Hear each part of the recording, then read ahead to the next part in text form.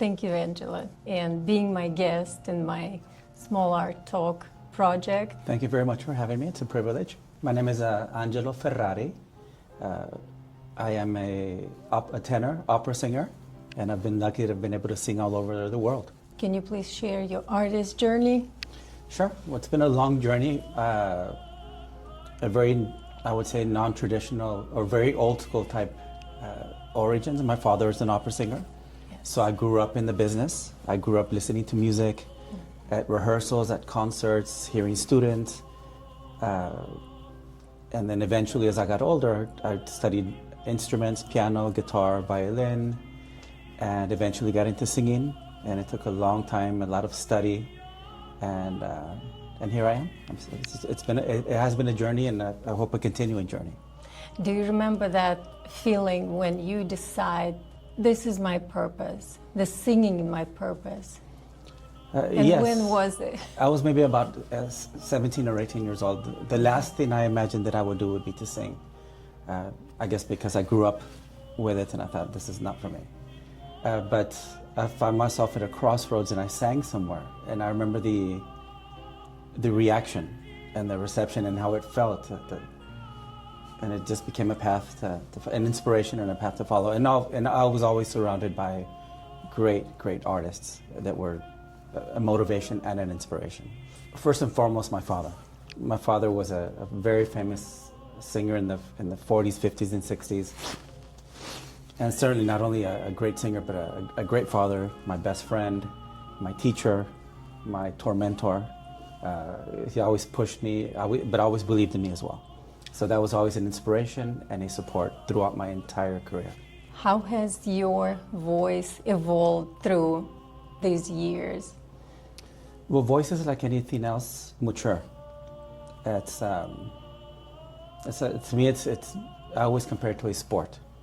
So the muscles mature, the voices in a male and female become darker over time.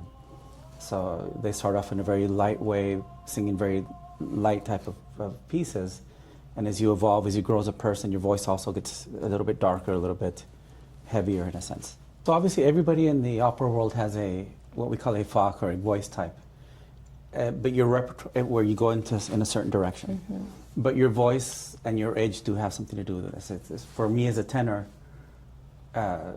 more of a lyric tenor, you start off with very lighter roles. And lighter for voice, not easier, but lighter. Like something from Donizetti or Bellini. And as you mature, your voice grows into more heavier, more dramatic, like maybe some Verdi or Puccini, but also not only as your voice grows, but as your life experience and as you grow as a man or as a woman, themes become more mature. Do you remember when you sang on the big stage, and how was it, your feelings? The first time I remember the feeling of being completely lost. But it was amazing. I feel you. but it was amazing, and every time it's special. But to me, there's no small stage. Mm-hmm. I think as an artist, you always want to give your best anywhere that you perform. I agree. That feeling relates to me as an artist. And first time I was like so scared of being maybe judged. Well, I think that's a part of it. I think you are going to be judged, but you put yourself in that position. Correct. To be judged. It's whether you want to or not, you're saying, I want to be on center stage, I want to be the person that you're evaluating my art or listening to my singing. But preparation is everything also. You have to be confident. In 2016, the city of Houston proclaimed April 24 as Angelo Ferrari Day. Recognizing your contribution to the art community, how did that make you feel? Do you remember that moment? Oh, absolutely. It came about during a concert. At the intermission, they gave me this beautiful recognition. It was a big surprise. Very, very big surprise.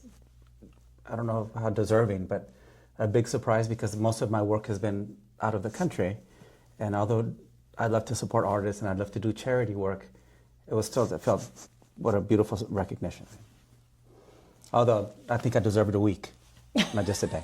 You recently performed in the event called Aria and Arts. How do you feel about contribution music to the art?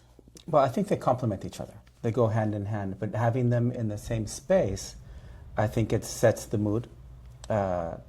It's a beautiful setting. People are already inspired by the artwork and hopefully inspired by the music, and they go together. I always think that the beauty of the old opera theaters, that they were part of the instrument. They were an instrument to the performance. Correct. And that's, I think, in an art venue, it's perfect.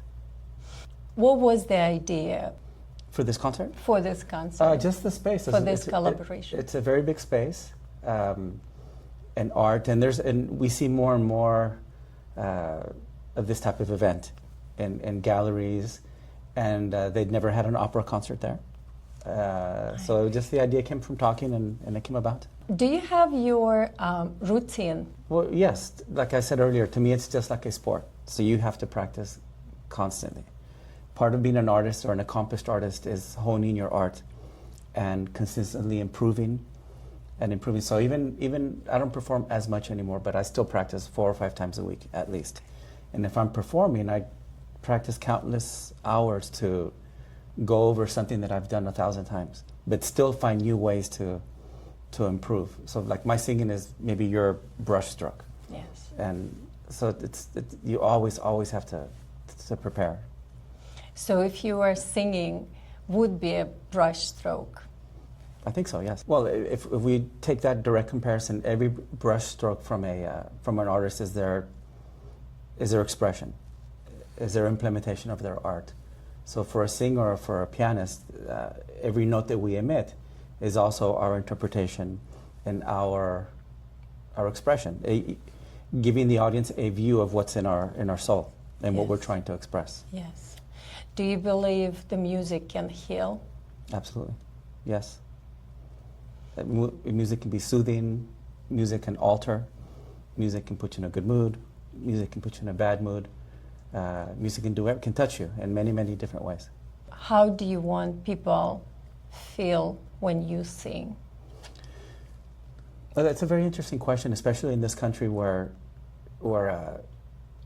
people necessarily don't listen to opera or don't listen to classical music very much or don't understand the language. So to me, the ultimate compliment is making somebody feel something special or just make them feel the passion or the suffering or the love or not. I think that's always the most direct and touching reaction. I believe you're building your legacy. Where are we going with changing the culture of singing or opera singing? Well, I would say that if legacy becomes a part of the conversation, it would be continuing somebody like my father's legacy. But not only that, but the lineage of where he comes from. You know, the beauty of what we do is that I sang with somebody that sang with somebody that sang with somebody that sang with somebody, going back, 300 years. So that's a continued legacy of a study of a certain technique, of preparing a certain way, of taking your time to develop your art. I think the more we do, the more that the more people we can touch with our art is the more that it will keep building. And that in itself builds a legacy for music. I don't think you have to understand every word that is said, as long as, or understand every brushstroke from an artist. But it's important to allow yourself to be touched by that expression. If your voice would be a color on the art piece, what would that be? A color, I would think either probably blue, I was wearing blue, or red, one of the vibrant colors, I would hope. Yes. What advice would you give the beginners who want to proceed their career in singing, opera singing especially? Yes, the first piece of advice would be to take the time to study. Yes. Take the time to develop and mature and just never stop studying. The history, not only your art, the history of the art, the culture, the why, where it comes from, and just practice. It's exactly like a top level sport. I Practice. As I said earlier, part of my inspiration were always, excuse me, these great artists around me. Yeah. That I would see them at their, call it their old age, and they still practiced. Every single day there was practice time and study time and preparation time. So that's the only way to, I think, to progress, to maintain a level, to progress, and to develop. I believe you did collaborations with other artists. Mm-hmm. Who impressed you? There's been so many artists. There's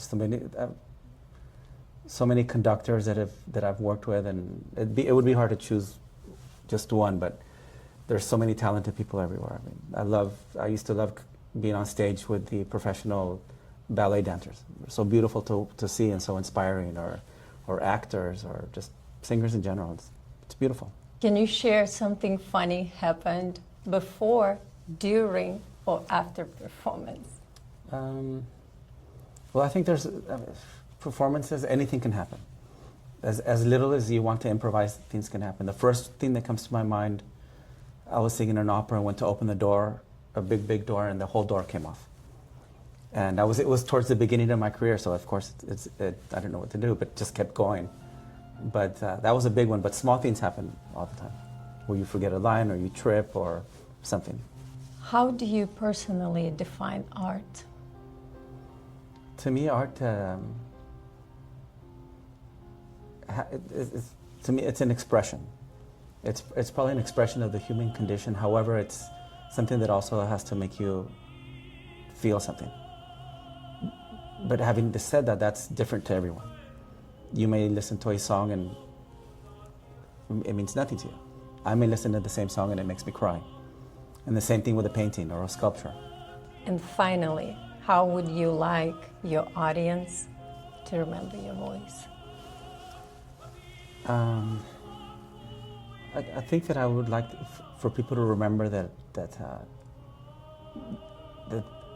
they felt something, but also that they're listening to a specific art form that is hundreds and hundreds of years old, that's going to continue, and hopefully, like I said, something that they felt, something that they enjoyed, and that they can remember. Final question: if you would collaborate with anyone from the entire humanity, who would that be? In the arts? Any. Music, arts, conducting, ballet, anyone.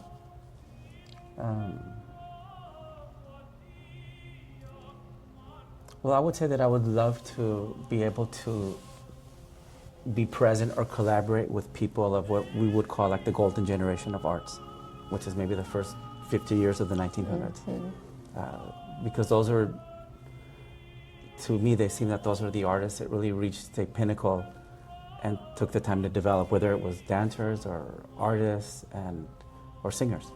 That would be, instead of one person, an era, I think would be interesting. Is there one? Can you share one person?